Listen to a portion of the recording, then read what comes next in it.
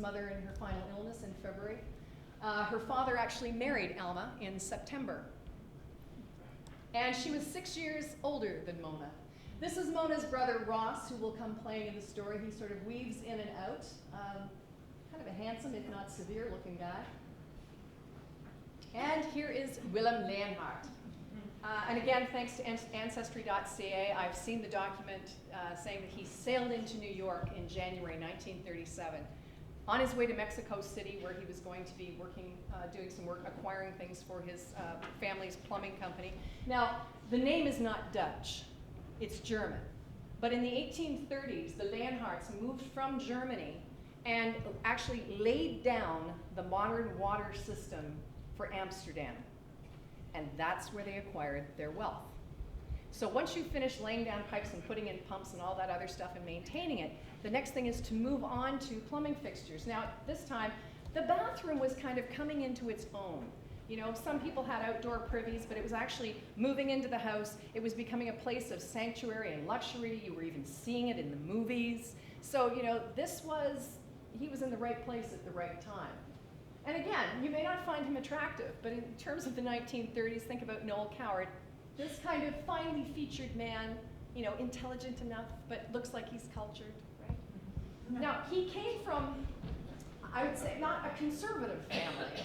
You know, we think of Holland now as a very open, very liberal place. It wasn't the case at this time. In fact, when I kind of draw a correlation between a commoner meeting the royal family and having to kind of break into the family. He had been educated in English boarding schools. His English was very good. But he arrived in New York not knowing anybody, but her brother Ross, whose picture I just showed you, was his business associate. They were actually going to do some business together. Well, he got there, and you know, what are you going to do with yourself? I don't know the city. He said, I got just the person to introduce you to New York. Now, Mona loved theater and music, Harlem, jazz, you know.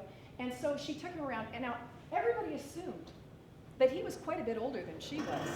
He was actually 3 years younger, but I guess was so staid and conservative, he just appeared older. So he was quite willing to be swept off his feet and carried along on that tide, and he fell head over heels in love with this woman. Infatuation probably played some part, but it was love. Now, he was divorced, and he was very honest. And actually, I guess if she'd seen the records of his entry into New York, it had to state for customs that he was divorced. You know, and so that was a little bit scandalous for the time. But he said to her that his wife had been unfaithful to him, and that she had fathered a child by another man, and that he had divorced her for that reason, and he'd wanted to actually disown the child. But because of the family name and reputation, his father had said to him, please don't do that. You're going to open it up to scandal. Just pay the woman, make it go away. So Mona respected him for being so honest. And before he took off for Mexico, he actually proposed to her. And there's another little document in history that I love, because you got to come up and meet my folks. So they came to Nova Scotia, and Norval Parsons actually, now she's what, 37 years old? Norval Parsons actually had signed a legal piece of paper saying that he agreed to give his daughter away to this man. No money changed hands. And it was witnessed, duly witnessed, and so they got on a ship and sailed off to